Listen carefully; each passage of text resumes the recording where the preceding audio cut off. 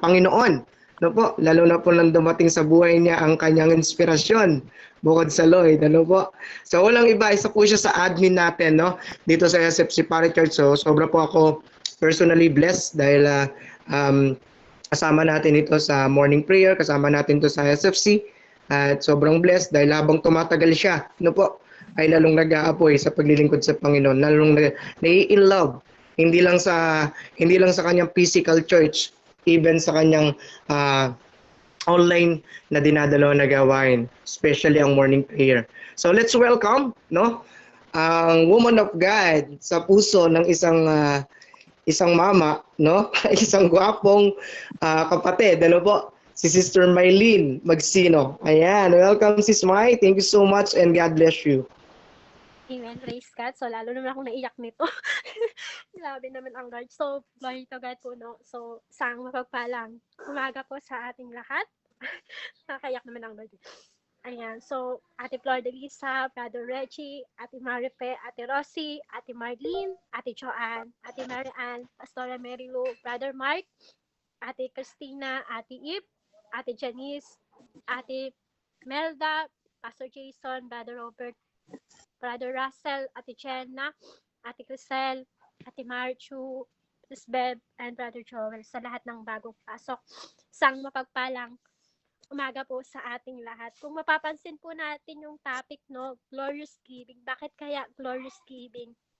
Ano kaya yung pumapasok sa isipan natin? So, nasan nyo na bang magbigay ng ito ba ay galing sa puso o galing sa o nilid ng Lord sa atin. So, praise God. So, tayo ay handa natin yung pang-offering natin. Ayan. So, text po muna natin. Basahin natin yung 2 Corinthians 9 verse 6 to 7 po. Ano po? So, sabi po sa 2 Corinthians 9 verse 6 to 7, basahin ko po sa wikang Tagalog.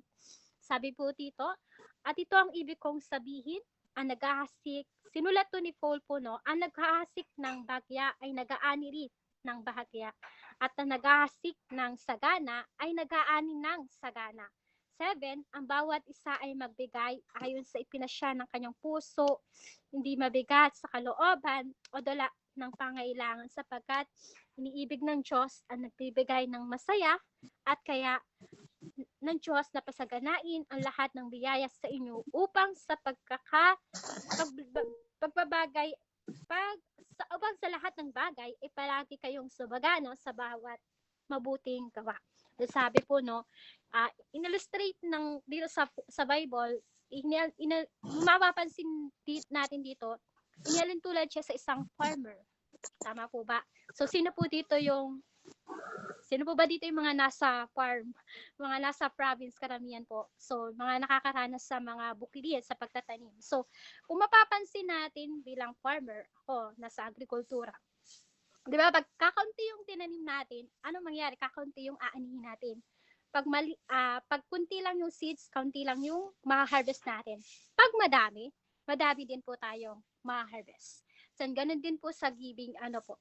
So, ganun din yung return natin. So, sabi nga, hindi kailangan ni Lord. So, lahat ng meron tayo, kasi blessed na, kasi lahat ng meron tayo ay galing sa ating Panginoon. So, ang kailangan lang po natin ay magbigay ng may kagalakan. Hindi lang po usaping pera, pandi sa ating spiritual na sa ating Panginoon. So, sabi po nito, no, we must make our own decision under God's direction about how much we are to give. We are not to be pushed or forced. Hindi po tayo kailangan i-force kung sino man, kung kailangan ba tayo magbigay or else, or hindi dapat tayo magbigay. Dapat yung puso natin, ano ba to? Willing ba? Yun ang pinakamahalaga. Willing ba tayong magbigay? Sa ating Panginoon, kahit anong amount, no? So, hindi pwedeng time, sabi mo, minarinig din mo akong video, no? Hindi lang siya yung 24 hours, no? 24, yung di ba yung sa, yung 20, yung sa sa one day, na pag-serve mo sa Panginoon, di ba 7 days siya? Dapat daw yung Sunday, full day dapat daw yun na magsiserve ka sa Panginoon. So, isang araw kasi 6 days para sa work. Eh, kung minsan nga, di ba, sa church natin, wala pa ngang half day, uuwi na tayo. Ilan ba yung ng Sunday, ng isang araw, anong katumbas nun, ilang oras, 24 hours. So, naibibigay ba natin yun para sa ating Panginoon, yung 24 hours na 'to? And so, siyasatin natin ang ating sarili, yung ito ba? Ito ba yung ibibigay natin? So, sabi nga po 'no, pero dito tayo sa giving pa rin. The Holy Spirit, whose job is to instruct, train, and lead us in our decision, will enlighten our minds. Sabi po yung Banal na Espiritu po ang nagtuturo sa atin kung saan ba tayo, kanino, saan tayo magbibigay. So, mahalaga po na tayo ay sumusunod sa Banal na Espiritu. Ano po, na hindi po natin siya nakukonvict. Then our gift will be eagerly given us so that we can hardly wait to assign the check. Sabi po, do you give with a kind of eagerness and joy? Nagbibigay po ba tayo na may galak, may saya? And you should pour God's love at your forgiveness. Sabi nga po, mahal ni Lord ang nagbibigay ng may kagalak. God's love as your forgiver, and whose purpose hearts to give to Him and does it godly. At ito yung nakakalugod sa Panginoon kapag po tayo nagbibigay ng may kagalakan. So, ano po ba yung una pa? Siyempre, kailangan din po, no, hindi lang po usaping pera ang kailangan natin ibigay. So, may mga narinig ako, Ate May or Sis May, paano pag wala akong trabaho? Paano pag ito lang yung kinikita ko? So, hindi lang po usaping pera ang kailangan natin ibigay sa Panginoon. Kailangan po ay pwedeng time, prayer, ano pa, yung pagmamahal sa kapwa. And sabi po, number 1, give with all your heart. Napakahalaga din po pala, buong puso yung ibigay mo sa Panginoon. Hindi po half-hearted, kundi whole-hearted ang kailangan ng ating Panginoon. So, kung magmamahal tayo sa kapwa, dapat ang pagmamahal natin sa Lord, higit, buo talaga, yung hindi siya maligamgam, hindi siya mamaya mainit, mamaya pagka nagkaroon ka ng pagsubok, na-shake ka na. So dapat talaga tuloy-tuloy, genuine, ano pa ba. So ganun. So pure yung pagmamahal natin sa ating Panginoon. So walang mababago. So ano man yung mangyayari sa atin, nandun yung wholehearted na pagmamahal natin sa ating Panginoon. So sabi nga so babasahin natin po yung Mark, sorry po, mute po. Sabi po sa Marcos 12:30, natin sa po Thou shall the Lord thy God with all your heart, with your all soul, and with all your mind. Sabi po ng buong puso, buong isip, at may buong kaluluwa pa na buong lakas ang kailangan na pagmamahal natin sa Panginoon. May narinig din po ako na sabi niya, paborito niya yung yung verse na Jeremiah 29:11. Sabi po, for I know the plans I have for you, declares the Lord, plans prosperity. Minahal na lang niya yung blessings. So, okay naman po siya para sa atin. Pero ngayon tayo po ay pero kailangan po syempre, kailangan nating isik ang Lord. Kailangan muna nating kilalanin ang Panginoon. So hindi lang natin mamahalin si Lord dahil lang sa blessing, kundi talagang mahal natin siya ng totoo. Ito tayo. So sabi mo, dahil siya yung una nagmahal sa atin. So sabi nga sa Jeremiah 29:13 po, no, so you will seek me, sabi ng Lord, no, kung hanapin mo ako ay iyong matatagpuan. You will seek me and find me when you seek me with all your heart, ng buong puso. This is true giving in all areas of our Christian life. Ito yung isang patunay na tayo isang Christian na nagpapatuloy sa Panginoon, na patuloy natin sinisik ang Panginoon every day. Kinikilala pa siya. Pangalawa po, giving for God's glory. Lahat ba ng ginagawa natin po ay ikakalawalhati ng ating Panginoon. Sabi nga po, yung may sa Exodus 33 verse 3, sabi po doon sa word, where God's glory is, there's a presence of the Lord. Kung yung hinahanap yung presence, sabi ng Lord kay Moses, no, sa Exodus, kapag yung presensya ng Lord, diba, inano ng Lord kay Moses yung presensya, naranasan ng mga tao na nandun. Kasi nga, ito yung hinanap nila, si Lord, diba? So, ganun din po tayo, na dapat naisin natin yung presence ng Lord, yung naisin natin everyday, yung mabigyan natin ng kaluwalhatian, Panginoon. So, kapag nandun na nakikita natin, na nag-glorify natin sa Lord, nasa atin ang presensya ng ating Panginoon. Hindi natin mararanasan, minsan hindi natin namamalayan, minsan basta na lang tayo mapapaiyak, ayun, so mapapaawit sa Lord kasi nga nararanasan natin everyday yung presence ng ating Lord. So, ah, we, ah, kaya kailangan po natin i-convince ang ating sarili na talagang, ayun, magkaroon tayo ng soaking time kay Lord na ikaw at si Lord lang. So, kung gusto mong maranasan yung presensya ng Panginoon. So, sabi po doon, gusto ko rin pong basahin yung sa The Good Samaritan. Yung, paano po in-illustrate dito yung giving. So, sorry po, sige, pala, pray muna tayo, nakalimutan ko mag-pray.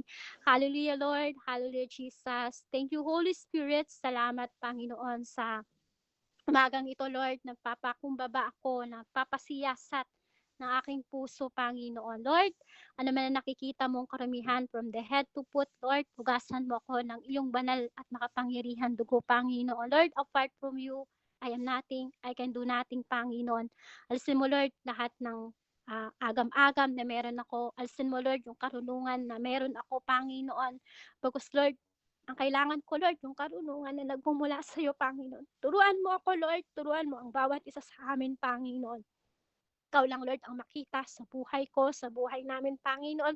Maring maituturo ka sa akin, sa amin, Panginoon. Banal na Espiritu, sa iyo ko po pinagkakatiwala ang topic na to, Panginoon. Thank you, Holy Spirit. Cover us with the precious blood. Sa iyo po ang papuri, pasalamat. In Jesus' name, amen. So, ano po natin sa The Good Samaritan, no? Sa Lucas 10, verse 25 to 37 po, no? Basahin po natin. So, gusto kong basahin to kahit ayan. Basahin, hanapin ko lang po. No? Sabi po dun sa Lucas 10, ito po yung sa The Good Samaritan, no? Ang talinhaga ng mabuting Samaritano. Sabi po dito, at may isang dalubhasa na sa kautusan at tumindig upang si Jesus ay subukan na nagsabi, Guro, anong dapat kong gawin upang magmana ng buhay na walang hanggan? Sinabi niya sa kanya, ano ba ang nakasulat sa kautusan? Ano ang nababasa mo? Sumagot siya, ibigin mo ang Panginoon mong Diyos ng buong puso, ng buong kaluluwa mo, ng buong lakas mo, at buong pag-iisip mo, at ang iyong kapwa na gaya ng iyong sarili. Gaya po ng iyong sarili. Nasabi sa Lucas 28, at sinabi niya sa kanya, tumpak ang sagot mo, gawin mo ito at mabubuhay ka. Subalit sa nagnanais siyang matuwid ang kanyang sarili, ay sinabi kay Jesus at siya ang kanyang kapwa. Sumagot si Jesus, may isang taong bumaba mula sa Jerusalem patungo sa Jericho at siya'y nahuhulog sa kanyang kamay na may tulisan na hinubaran siya ng mga ito at binugbog. Pagkatapos ay umalis sila at iniwan siya halos patay. So may nakita siya, halos patay yung iniwan na taga Jericho.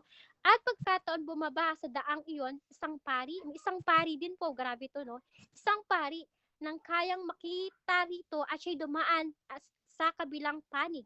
Hindi niya pinansin yung tao na nakita niya. Gayun din ang isang Levita na dumating siya sa lugar na iyon, sa kanyang nakita ang taong iyon na siya ay dumaan sa kabila ng panig.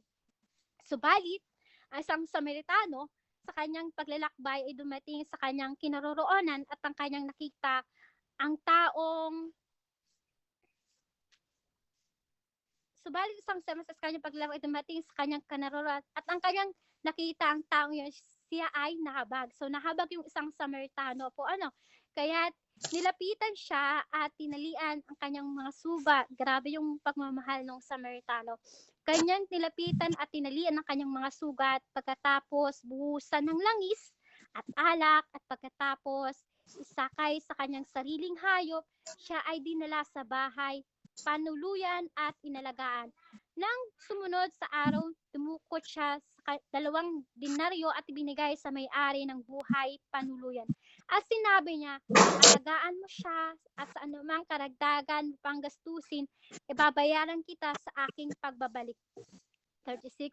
Ano sa paglalagay mo, alin sa tatlo ang ito naging kapwa sa mabuti? So ano yung napapansin natin? Yung isang pari, iniwasan, yung Levita naman, hindi rin niya pinansin. Pero yung Samaritano, ginawa niya, binihisan, ginamot yung sugat, at inalagaan, binalik kung saan naroroon yung nasugatan. And praise God, ano mapapansin natin, may illustrate, isa din to sa maganda tong sa giving, no? So, nakita natin yung pagmamahal, hindi lang sa pagbibigay, kundi yung pagmamahal sa kapwa. So, sabi nga po, hindi lang gusto ng Lord yung namahalin siya, kundi gusto rin ng Lord na mahalin ng ating kapwa. Ito yung first commandment. Ito po yung first commandment ng Lord, no? Mahalin mo ang iyong kapwa at mahalin mo ang iyong at higit sa lahat, mahalin mo ang iyong Panginoon. So, hindi po dapat dapat kung magmamahal tayo, ganun din sa ating kapwa, katulad ng ating sarili. So, katulad nung ginawa ng Samaritan, the Good Samaritan. So, ginamot niya, dinihisan niya, at ang ganda ng approach niya. Ano nakita natin sa kanya? Nakita natin yung touchable do sa Good Samaritan. Nakita din natin yung approachable, yung pagiging approachable niya do sa tao, na kung in-entertain niya yung pagmamahal niya, yung lovable, touchable, approachable, lovable. Ito yung napansin natin sa Samaritan. And ganun din po sa ating pananampalataya po. Dapat ganun din tayo sa faith natin sa Lord, no? Dapat ganun din tayo personally sa taong nakakapalibot sa atin. So, kung yung patas-patas yung pagmamahal natin. So, may napansin din ako dito sa amin, no? So, yung iba yung yung pag halimbawa, 'di ba may mga mangyan dito sa Mindoro, no?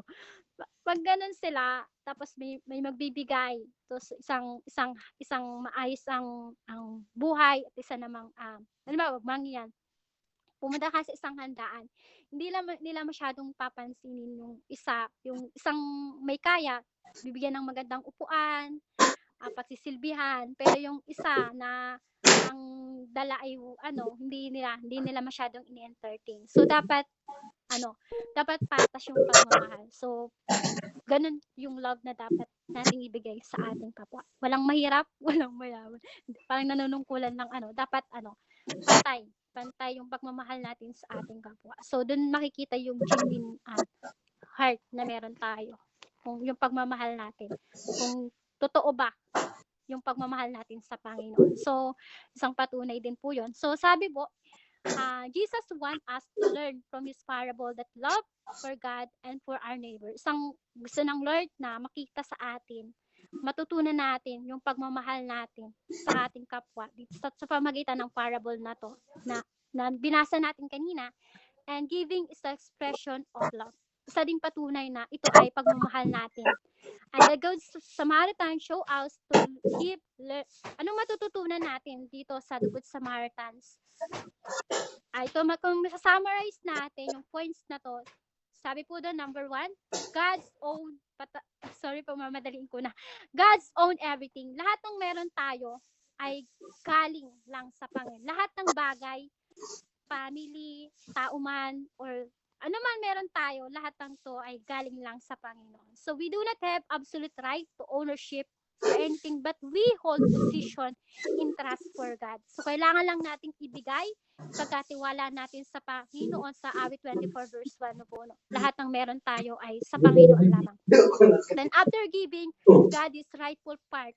Yung ano po ba yung ang pwede pa natin maibigay sa Panginoon aside sa tulong. Syempre yung tithes din, yung first fruit, we are to give a proportion on how God has blessed. Ito isang patunay. Isang patunay po na talagang sumusunod at minamahal natin ang Panginoon kung kaya ba natin ibigay ang Panginoon. Hindi naman kailangan ng Lord ang pera natin, hindi kailangan ni Lord ang lahat ng meron tayo, kasi lahat ng to ay galing sa Kanya. Pero isang patunay din na talaga tayo ay blessed kasi nga tayo anak ng Lord. Kung kaya ba nating ibigay o hindi. So, praise God. Hindi lang po spiritual, maging sa usapin sa material na buhay na bagay. So, God given us a tithe is love. God as love, and the greatest example of giving known to man is giving His Son. isang illustration din po ng pagmamahal ng Lord sa atin, nung binigay ng Lord yung kanyang bugtong na anak, si Jesus Christ. Ano ba nangyari? 'Di ba nung namatay si Jesus, bakit siya namatay? 'Di ba dahil sa mga kasalanan natin. Kaya yung grabe yung pagmamahal ng Lord sa atin. Inaalaya niya ang kanyang anak para lang sagipin tayo sa mga kasalanan na dapat tayo po yung nakakaranas na yun. Pero iba yung love na ginawa ng Lord. Inoffer niya yung kanyang anak. So, paano? Ano yung gagawin natin? Salamat na lang sa Holy Spirit kasi yung love na binigay yung banal na Espiritu na binigay ng Lord sa atin, nagkakaroon tayo ng pagmamahal. Na-activate natin yung pagmamahal sa kapwa sa Panginoon. At yun, binigay din niya ang banal na Espiritu sa atin. And yun, kaya ito na patuloy tayong nararanasan natin na lagi umaten tayo sa gawain kasi nga po sa banal na Espiritu na nasa atin. And Jesus said po, no, give it all should give you. Kunin din natin yung principles po ng Luke 6 verse 38. Sabi po, no, give it all shall it given to you. Kapag nagbigay ka, kung ano binigay mo, yung marireceive mo. Ganun, parang ganun. Sabi sa Luke 6:38, yung sa principle na to. This is the principle in which God works, and this principle never varies. The opposite is true, withhold and you will not receive. Totoo po to na kapag wala ka naman, hindi naman pwedeng give lang tayo ng give. Sabi, hindi lang po tayo take lang ng take, kailangan din marunong tayo mag-take. Hindi na, kahit sa ano na lang po personal, no? Pag nagbigay tayo, hindi naman, hindi papayag ang Lord na wala tayong marireceive. At yan ay, isa akong, nararanasan ko yan. Minsan hindi ko namamalayan. Hindi ko man na-receive, hindi papayag ang Lord na hindi niya re-receive ng family ko. Halimbawa, ng magulang ko, ng kapatid ko. Yun yung na-experience ko po kapag nagbibigay, lalo na sa tithes po, no. So, the basic principle of all giving is that God is our source. Lahat ng meron tayo ay galing lang sa pangsabi mo, lahat ng sources na meron tayo ay kay Lord lang. Kaya lahat ng kailangan natin ay nasa Panginoon. So, lahat ng tinatangkilik natin ay kay Lord, kaya ibigay lang po natin ang para sa kanya. And yung glory, pinakamahalaga din yung glorious giving. Supply, sabi nga po doon sa Philippians 4 verse 9, supply all your needs according to His riches and glory by Jesus Christ. Yung glory to God po. Sa Galatians 6 verse 6 to, sinasabi din po sa mga pastor, ang tinuturuan ng salita ay dapat magbahagi sa nagtuturo ng lahat ng mga bagay na mabuti. Napakaganda din po ng nakita ko din po, no, alam naman po natin na yung mga pastors natin, marami po sa kanila tumigil na sa trabaho, na full time sa Panginoon. Sila yung ginagamit ng Lord para mapili sa ating spiritual. Isa din silang likod ng Panginoon. Sa mga likod ng Panginoon na nagtapat sa tungkulin sa natawang pinagkatiwala ng Panginoon. At bilang tayo ay member na mahal natin ang Lord, dapat andun din yung puso natin na alalahanin din natin yung mga pastors natin, yung mga nagpo-full time sa gawain ng Lord, lalo na yung mga pastor, no. Talagang dapat ando yung heart natin na magbigay sa kanila. Kasi yung, lalo na sila, yung wala silang, yung iba nga, no, professional, at least, give up talaga nila yung trabaho nila para makapag-serve sa Panginoon.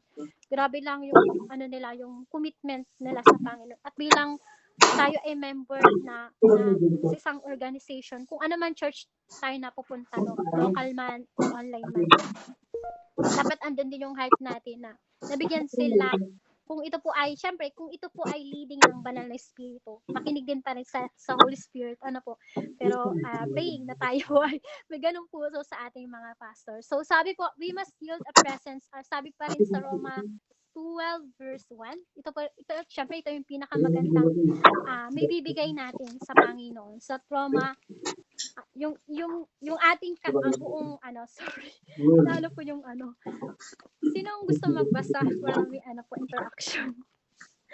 Anong book and verse? Sige po. Roma 12 verse 1 po. Ayun, sabi po dito sa Roma, parang medyo kinakabahan ng ating speaker dahil sa kanyang inspiration. Roma 12:1, ang sabi po dito, ano? Kaya nga mga kapatid, alang-alang sa masaganang habag ng Diyos sa atin, ako'y nakikiusap na iyalay ninyo ang inyong sarili bilang isang handog na buhay, banal at kalugod-lugod sa Diyos. Ito ang karapat-dapat na pagsamba ninyo sa Diyos. Praise God po. Ayan po. Napakaganda po ng verse na to. Sabi nga po, yung ating sarili, full-hearted, kanina pa rin binanggit. Sabi, kaya nga mga kapatid, sabi po no, Roma 12:1, kaya nga mga kapatid, sinasamo ko sa iyo, alang-alang sa mga kahabagan ng Diyos sa iyo, ialay ang inyong katawan ng iyong handog na buhay. Buhay po no, banal, nakasiya-siya sa Diyos, na siyang inyong makakatwiran sa paglilingkod. Pinakamaganda tong to. So, yung ating palang live, yung ating buhay, ang pinakamagandang natin sa Panginoon. Yung mamumuhay tayo ng may kabanalan, may kalinisan, yung magandang maibibigay natin sa ating Panginoon. So, gusto kong tapusin dito sa verse na to. Ito yung commitment na bibigay natin kay Lord, no? Yung ating sarili, yung darating man si Lord at maano natin na tayo po ay nagsiserve sa Panginoon na malinis, walang kapintasan. Although we are, tayo po ay nasa proseso, pero ito yung pinakamagandang may bibigay natin kay Lord. Financial at yung ating sarili. And glory to God po, no? Sabi po, ito yung gusto natin lumago. Kailangan itong Roma 12:1. Ilagay po natin, we must yield or present our bodies to Christ as a living sacrifice. Ito yung total commitment bilang isang Kristiyano, ang ibabalik natin sa Panginoon na ginawa ng Lord sa atin. And ayan, praise God. Kung gusto natin araw-araw tayo ay lumago, araw-araw po tayo ay alalahanin natin yung ginawa ng Lord dun sa cross, yung sakripisyo na binigay ng Panginoon, yung pagbibigay na kailangan natin gawin sa Panginoon, sa kanyang gawain, sa kanyang lingkod. Sabi nga lahat ng meron tayo ay galing lang po sa Panginoon. So, glory to God. Ayan, sige po, tayo po ay mag-pray. Hallelujah, Lord. Hallelujah, Jesus. Thank you, Holy Spirit. Salamat, Lord, sa iyong mga salita. Salamat, Panginoon, sa iyong mga pagtuturo. Lord, salamat sa mga kapatid ko na nandito praying, Lord, na hindi kami po lahat ay may i-reveal ka sa amin, Panginoon. At lahat ng natutunan namin, Panginoon, ay ma-apply namin, Panginoon. Lord, yung full-hearted na pagsunod, ito po yung nais mo, Panginoon, yung totally committed sa mga pinagawa mo sa amin, Lord, yung puso, Panginoon, sa kapwa, yung patas na pagmamahal, Panginoon, sa mga taong nakikita namin, sa mga pastors namin, Lord, lahat ng mga member, Panginoon, especially sa Sibling for Christ, sa local church, Panginoon. Kung paano kami, Lord, nagmamahal sa mga taong nakapalibot sa amin, sa family, ganun din po yung pagmamahal na maaano namin sa mga taong na ginagamit mo sa iyong gawain, Panginoon. Salamat, Lord, sa tinuro mo sa amin, Panginoon. Everyday, sa'yo namin, Lord, pinagkakatiwala lahat ng resources na binigay mo sa amin, Lord. Lord, lahat ng meron kami, Panginoon. Lord, i-multiply nyo po, Panginoon, hindi dahil para makilala kami, kundi, Lord, para magamit sa iyong gawain, Panginoon, para marami, Lord, yung mapagpala, Panginoon. Thank you, Lord. Salamat, Banal na Espiritu, at kuberan mo kami ng iyong banal na dugo. Sa iyo lang po ang papuri, pasalamat. In Jesus' name, Amen. Back to you, Kuya. Amen. Glory to God, ano? Praise God. Salamat po, Sister Mai.